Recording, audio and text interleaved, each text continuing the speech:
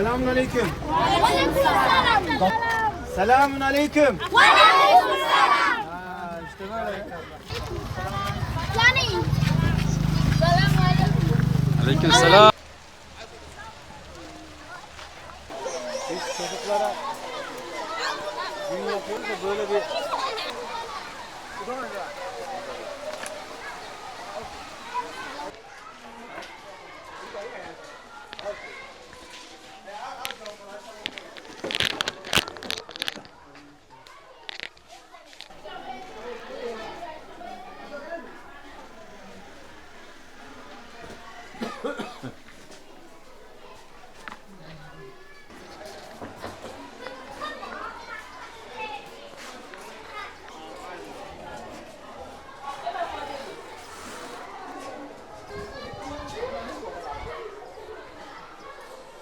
Kendi haline şükretmesini bilmeyenleri insan böyle getirir. Selamünaleyküm sevgili kardeşlerim.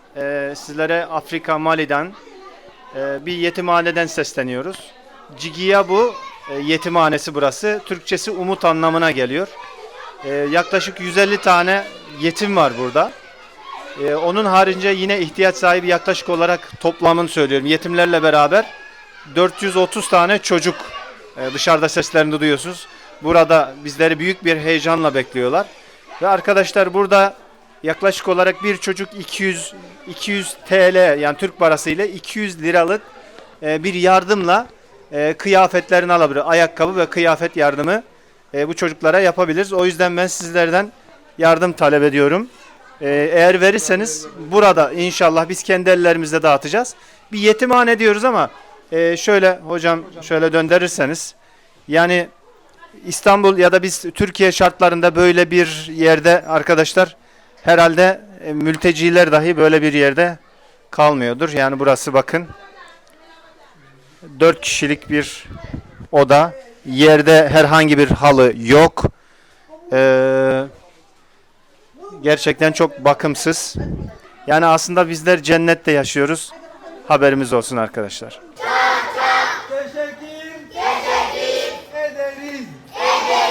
Mali'den selamlar. Sizi çok seviyoruz.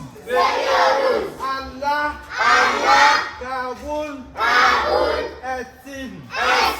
Mali'den selamlar. Mali'den selamlar. İho. Ebrar. Misafirleri. Hoş geldiniz. Hoş geldiniz. Sefalar getirdiniz.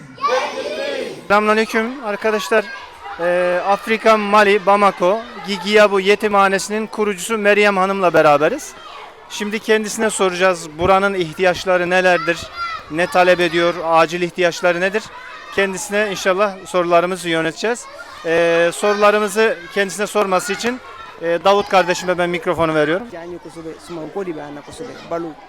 Şu an gerçekten gıda ihtiyacımız var. Gıda ihtiyacı. Evet, gıda ihtiyacımız var.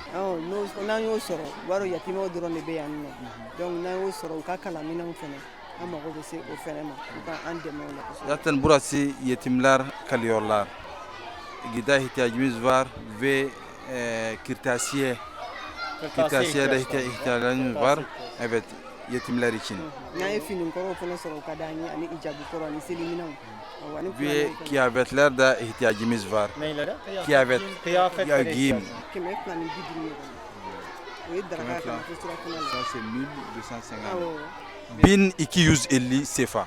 Ya çok tamamı mı? Evet, tamamıyla. 1250 sefa. Evet, sefa. Yani günlük 2000 TL ile 150 tane yetim doyuyor yani. Allah'a şükür ediyoruz. Ondan sonra sizlere teşekkür ediyoruz. Hoş geldiniz, sefalar getirdiniz. Siz bugün elhamdülillah yetimlere yardım ettiniz. Allah kabul etsin, Allah sizlerden razı olsun. Gerçekten çok mutlu olduk. Mɛ mun ɲini u fɛ n'an kɔni bɛ ka partenaire de ɲini kalo mun bɛ se ka jɔ k'a fɔ an bɛ nin di aw ma walasa ne yɛrɛ ni ka se ka lafiya diɲɛlatigɛ la. Gerçekten çok rahatlandık yani. Çünkü bu çocuklar yani bu parayı alınca onlar da çok mutlu oldular yani. Onlar yetimler hem de mutlu oldular. Ben de mutlu oluyorum ve sizlere bol bol dua ediyoruz. Her namazdan sonra sizlere dua ediyoruz. Ni ala sera ko kanyi. Ma fo alhamdulillah rabbil alamin. Elhamdülillah diyoruz. Elhamdülillah diyoruz ve sizlere dua ediyoruz. Amin.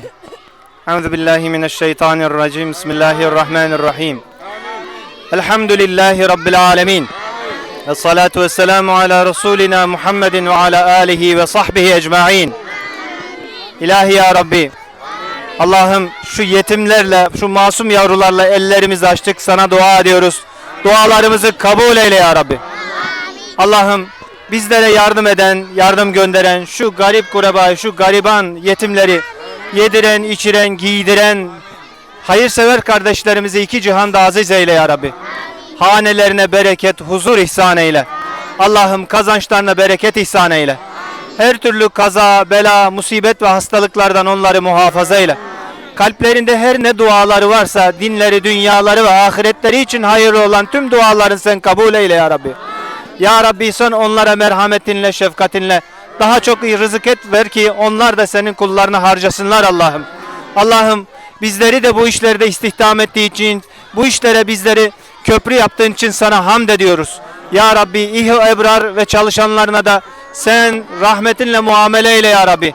Onların çalışmalarını bereketlendir.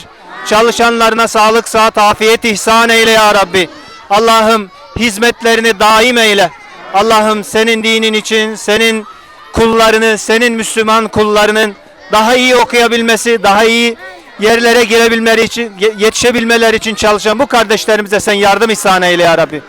Bütün geçmişlerimizin ruhu için, Allah rızası için, bize yardım gönderen kardeşlerimizin geçmişlerinin ruhu için ve onların hanelerinin, keselerinin bereketi için, Allah rızası için El Fatiha.